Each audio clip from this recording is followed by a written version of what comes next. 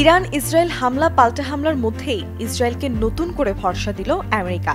ইসরায়েলকে আরও $1 বিলিয়ন অস্ত্র দেওয়ার বিষয়ে সিদ্ধান্ত নিয়েছে জো বাইডেনের সরকার।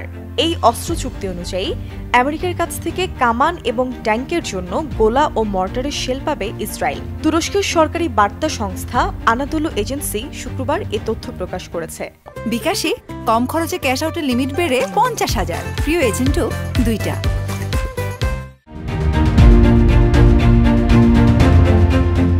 ওয়াল স্ট্রিট জার্নালের প্রতিবেদনে বলা হয়েছে, যখন গাজায় ইসরায়েলের যুদ্ধাপরাধ এবং ইরানের সাথে চলমান উত্তেজনা নিয়ে বিশ্বব্যাপী ক্ষোভ বিরাজ করছে, তখন ওয়াশিংটন ইসরায়েলের জন্য $1 বিলিয়ন নতুন চুক্তি করার পরিকল্পনা করছে।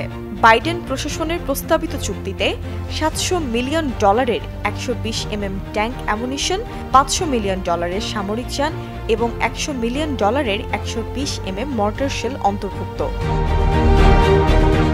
প্রতিবেদন বলছে, গত বছরের 7 অক্টোবর হামাসের হামলার পর এটি ইসরায়েলের জন্য সবচেয়ে বড় অস্ত্রের প্যাকেজ এবং এটি বর্তমানে কংগ্রেসের সামনে তোলা একটি অতিরিক্ত সামরিক সহায়তা চুক্তি হতে যাচ্ছে। আনাদোলু জানিয়েছে, এ বিষয়ে মার্কিন স্টেট ডিপার্টমেন্টের কাছে মন্তব্য জানতে চাওয়া হলেও কোনো প্রতিক্রিয়া পাওয়া যায়নি।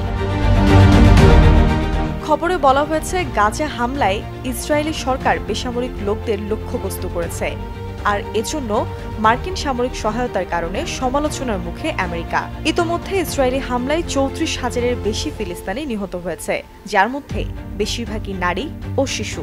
এছাড়া ইসরায়েলের বিরুদ্ধে আন্তর্জাতিক আইনের লঙ্ঘন, আমেরিকান মানবিক সহায়তা ঠেকিয়ে দেওয়ার মতো মার্কিন আইন লঙ্ঘনের বিশ্বাসযোগ্য প্রমাণও রয়েছে। অপরদিকে গত 1 এপ্রিল সিরিয়ায় ইরানের কনসুলেটে হামলার প্রতিক্রিয়ায় তেহরান ইসরায়েলের ড্রোন ও ক্ষেপণাস্ত্র হামলা চালানোর পর ইরান ও ইসরায়েলের মধ্যে তুমুল উত্তেজনা চলছে।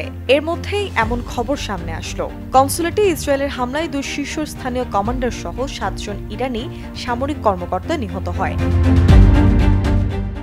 গত মাসে 1.5 ডজন ডেমোক্রেটিক সিনেটের প্রেসিডেন্ট জো বাইডেনের কাছে একটি চিঠি পাঠিয়েছিল, যেখানে তারা ইসরায়েলের কাছে অস্ত্র বিক্রি বন্ধ করার আহ্বান জানিয়েছিল।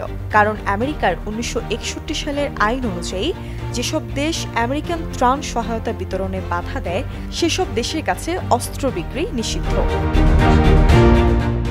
গাজার নিরীহ ফিলিস্তিনিদের উপর ইসরায়েলের গণহত্যা চালানোর ক্ষেত্রে শুরু থেকেই নানামুখী সমালোচনার মুখে রয়েছে আমেরিকা।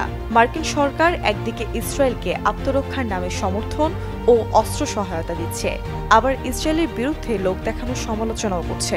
কিন্তু সব মিলিয়ে ফিলিস্তিন ইস্যুতে আমেরিকার ভূমিকায় ক্ষুব্ধ মুসলিম বিশ্ব। এমনকি অনেক অমুসলিম রাষ্ট্র আমেরিকার এই অন্ধ সমর্থনের সমালোচনা করছে।